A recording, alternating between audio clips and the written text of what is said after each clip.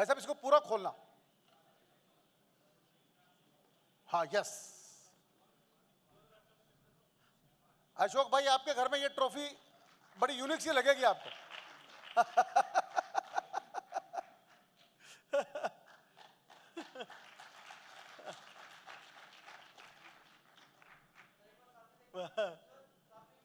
अरे आज फोटो तो हो जाए, फोटो नहीं हुआ अभी आप लोगों का। आप सभी को नमस्कार।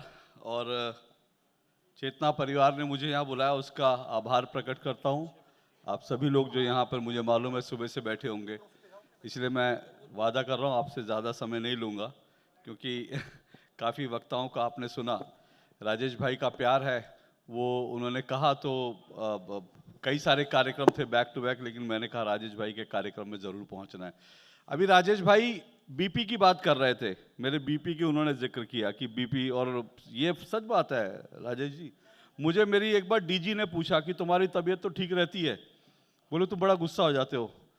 तो मैं हुआ ये कि हमारे ऑफिस में एक जो है हेल्थ कैंप लगा था, जैसे अभी बाहर एक हेल्थ का लगा हुआ ना आयुर्वेदिक, तो एक हेल्थ कैंप लगा, तो वहाँ बीपी यूपी सबका चेक हो रहा था। तो जब मेरा 11-12 बजे का वक्त था सुबह का, तो जब मेरा बीपी जब मैं चेक कराने लगा तो डॉक्टर ने कहा बीपी तो आपका बिल्कुल ठीक है। तो जो ऑफिस के लोग खड़े थे बोले सर इनका बीपी रात को देखा करो 9-10 बजे, तब इनका सही बीपी आपको पता चलेगा कितना है। जब मेरी डीजी ने कहा ना कि भाई आप तुम्हारी तबीयत ठीक है, तुम्हारा बीपी यूपी चेक कराओ, तो मैंने नोट किया मुझे गुस्सा क्यों आ रहा है इतना इन दिनों। और जब मैंने इसका गहन विश्लेषण किया, मेरे परिवार में लोग बोलते हैं इतना मत गुस्सा हुआ करो, उसकी मैं कीमत भी चुका रहा हूँ। कर्नाटक से मुझे उठाने के लिए, कर्नाटक से मल्लिकार्जुन खड़गे जी के बेटे और उनकी पूरी टोली ने मेरे खिलाफ केस करके 8 पुलिस वाले दूरदर्शन में भेजे थे कि मुझे उठाकर कर्नाटक में उनको गिरफ्तार करने के लिए। मेरे खिलाफ एक फर्जी सा केस लिखवाया गया और 8 पुलिस वाले दूरदर्शन के दरवाजे पर आ गए। वो तो शुक्र है मुझे मालूम पड़ गया, तो मैं 10 दिन तक अंडरग्राउंड रहा। ये सब भी हमको झेलना पड़ता है। तो मैं ये नोट कर रहा था क्यों हुआ ऐसा कि भाई मैं गुस्सा हो रहा हूँ। तब मैंने देखा कि मेरा दरअसल बीपी उस दिन से बढ़ा जिस दिन से भारत के विपक्ष के नेता ने संसद में ये कहा कि जो लोग खुद को हिंदू कहते हैं वो हिंसक होते हैं। जो लोग खुद को हिंदू कहते हैं वो हिंसक होते हैं। ये देश का विपक्ष का नेता संसद में खड़ा होकर बोल रहा है, तो एक हिंदू जो दिल से है वो इस बात को कैसे सहन कर सकता है। हिंदू हिंसक होता तो जिसने संसद में ये कहा उसके लिए अगले दिन जो है उसका सर तन से जुदा का फतवा निकल जाता, लेकिन हिंदू हिंसक नहीं होता। इसलिए ऐसा कहने के बावजूद उसके ऊपर कोई उंगली नहीं, कोई केस नहीं, कोई उनकी जान को खतरा नहीं। नुपुर शर्मा के साथ एक मुस्लिम जो है मौलाना, एक जो है नेता बैठा था। नुपुर शर्मा ने एक किताब को कोट किया, उनकी किताब को कोट किया। वो आज तक सार्वजनिक रूप से जीवन नहीं जी सकती, आज तक वो छुप कर रहती हैं। लेकिन वो जो दूसरा व्यक्ति था जिसने महादेव के ऊपर टिप्पणी की, अवांछित टिप्पणी की, वो खुलेआम घूमता है, टेलीविजन चैनलों में बैठा होता है। क्या हिंदू हिंसक होता है? अगर हिंदू हिंसक होता तो जिसने महादेव का अपमान किया, क्या उसकी इतनी हैसियत थी वो खुलेआम घूम ले, टेलीविजन चैनलों में बैठ ले? मुझे नहीं पता आप में से कितने लोगों को याद है, लेकिन मैं इसका जिक्र कई बार करता हूं। 1992 में जब ये बाबरी ढांचा जो गुलामी का प्रतीक था, जब कार सेवकों ने इसको जमींदोज किया, उस दिन, उस समय जो है, मैं, ईश्वर की कृपा है, मैं उस दिन वहां पांचजन्य की तरफ से रिपोर्टिंग कर रहा था। और 22 जनवरी को जब रामलला वहां विराजमान हुए, तो उस दिन मैं दूरदर्शन की तरफ से वहां रिपोर्टिंग कर रहा था। मुझे ईश्वर ने यह सौभाग्य दिया, इसका मैं हमेशा आभारी रहूंगा। लेकिन मैं आपको यह बता रहा हूं, 1992 में जब ढांचा गिरा था, उस समय इस देश की एक सबसे बड़ी पत्रिका ने एक स्पेशल एडिशन छापा। मैं बता रहा हूं हिंदू कितना सहिष्णु होता है, इसको समझने की जरूरत है। एक विशेष परिशिष्ट छापा। उस विशेष परिशिष्ट में देश भर से लोगों के सुझाव आमंत्रित किए कि क्योंकि अब वहां ढांचा गिर गया है जहां भगवान राम का जन्म हुआ था, तो अब वहां पर क्या बनना चाहिए, अपने सुझाव दीजिए। मतलब उस पत्रिका ने यह दुस्साहस किया, उसने ये नहीं कहा कि ढांचा गिर गया है, रामलला विराजमान है तो वहां राम जी का मंदिर बनना चाहिए। सुझाव ये मांगे गए कि अब वहां क्या बनना चाहिए, और देश भर से लोगों ने सुझाव दिए। किसी ने कहा वहां हॉस्पिटल बना दो, किसी ने कहा वहां पर जो है बच्चों के खेलने का ग्राउंड बना दो, किसी ने कहा वहां सर्वधर्म संभाव का एक मंदिर बना दो, किसी ने कहा कबीर का मंदिर बना दो, किसी ने कहा रहमान का मंदिर बना दो, किसी ने नहीं कहा भगवान राम का मंदिर बना दो। और एक नेता ने इतनी बेशर्मी से कहा कि वहां पर सार्वजनिक शौचालय बना दो। हिंदू हिंसक होता तो उस दिन उसकी गर्दन काट के सड़क पे फेंक देता। हिंदू हिंसक नहीं है, उसने ये भी सुना, ये भी सहा कि उसके जो राम जन्मभूमि का, जहां भगवान राम का, उसके आराध्य देव का जन्म हुआ, वहां पर इतनी हैसियत, इतनी औकात है कि वहां पर कोई सार्वजनिक शौचालय बनाने के लिए कह दे।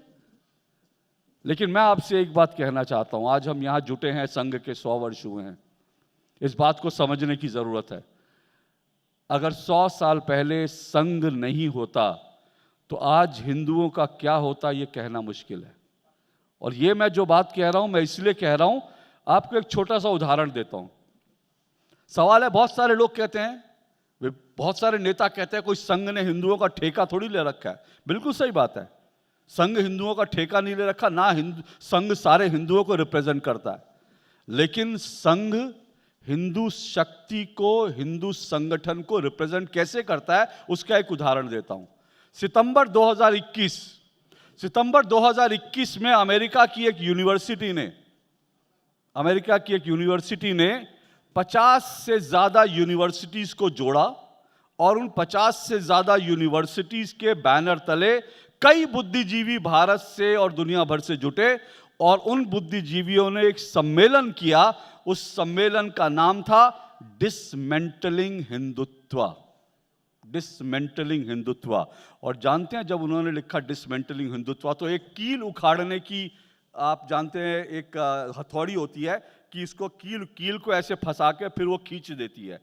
तो वो जो है, उसका जो चित्र दिखाया था, उसमें दिखाया कि कुछ कीलें खड़ी हैं, और वो जो डिसमेंटलिंग हिंदुत्व की वो जो हथौड़ी है, वो उन कीलों को एक एक करके उखाड़ रही है। और जानते हैं कीलों में क्या था?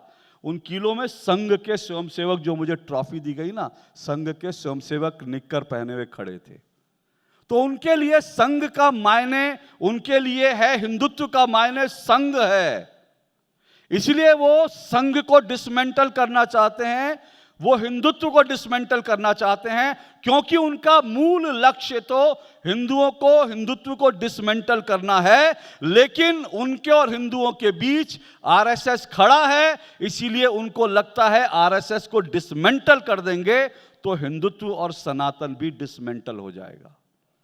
इसीलिए मैंने कहा कि ये आरएसएस अगर ना होता तो हिंदुओं का क्या होता, यह कहना मुश्किल है। क्योंकि देश में ये जो सेकुलरवाद की राजनीति जो चली कि हम सेकुलर हैं, और सेकुलरवाद के नाम पर जो तुष्टीकरण की राजनीति चली, उस तुष्टीकरण की राजनीति के कारण जो है, हिंदुओं को एक के बाद एक आघात प्रतिघात, उनको आघात सहने पड़े, उनको प्रहार सहना पड़ा।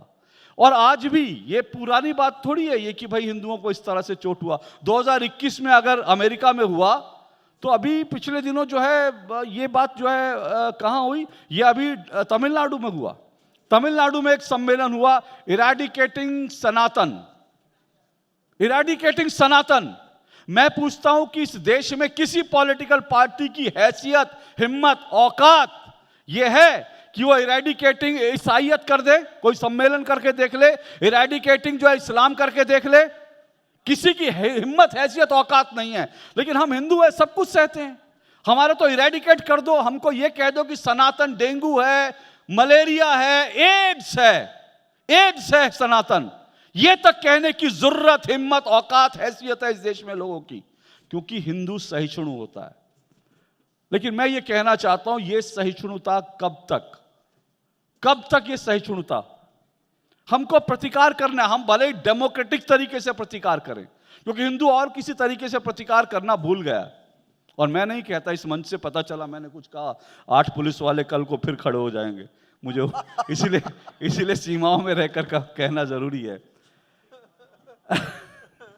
नहीं, मैं सवाल ये ना कि आजकल क्लिप वायरल हो जाती है तो वहां पर फिर जो है कोई पता चला 8 पुलिस वाले और आ गए, लेकिन मैं ये कह रहा हूं कि हिंदू और कुछ करता भी नहीं है ना, और मैं कहता हूं जरूरत भी नहीं है करने की।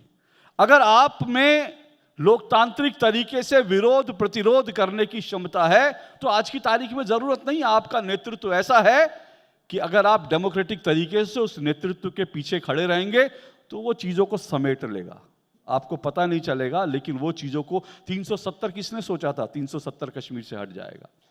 किसने सोचा था कि राम मंदिर बन जाएगा?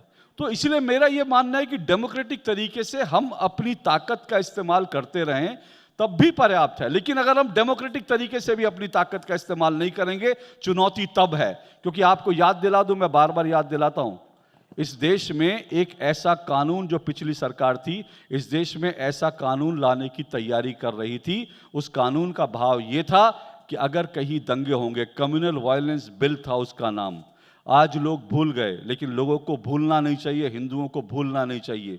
उस कम्युनल वायलेंस बिल का भाव यह था कि देश में कहीं पर भी दंगे होंगे तो प्राइमा फेसी ये माना जाएगा कि दंगे हिंदू ने भड़काए और पहली एफआईआर हिंदू के खिलाफ होगी, और यह माना जाएगा कि ये दंगे हिंदुओं ने भड़काए हैं। किसी मुस्लिम महिला की अगर शिकायत आ गई तो उसमें कोई वकील नहीं, कोई दलील नहीं, ये माना जाएगा कि हिंदू पुरुष ने या दूसरी हिंदू महिला ने उसके साथ जो है जोर जबरदस्ती किया, उसका अपमान किया। हिंदू के खिलाफ जो है एफआईआर लिखी जाएगी और उसको बिना जमानत के जेल की सलाखों के पीछे भेज दिया जाएगा। ऐसी एक नहीं, ऐसी दर्जनों चीजें हो रही थी इस देश में जो रुकी हैं क्योंकि आपने डेमोक्रेटिक तरीके से अपनी ताकत का इस्तेमाल किया।